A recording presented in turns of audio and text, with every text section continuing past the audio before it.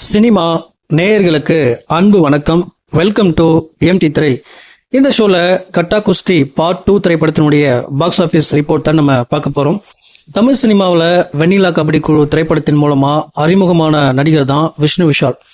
இதற்கு பிறகு குள்ளநரி கூட்டம், இன்று நேற்று நாளை, ராட்சசன், நீர்ப்பறவை, முண்டாசுப்பட்டி என பல்வேறு கதைக்களம் கொண்ட திரைப்படங்களில் நடித்து ரசிகர்களுடைய மனதில் இடம் பிடித்தார். இவர் நடிப்பில் இந்த ஆண்டு மிகப்பெரிய எதிர்பார்ப்புகளுக்கு மத்தியில் வெளியான திரைப்படம் தான் கட்டா குஸ்தி 2. இயக்குனர் செல்ல ஐயாவு இயக்கத்தில் உருவான இந்த படத்தில் விஷ்ணு விஷாலுடன் இணைந்து ஐஸ்வர்யா லட்சுமி நடிச்சிருந்தாங்க.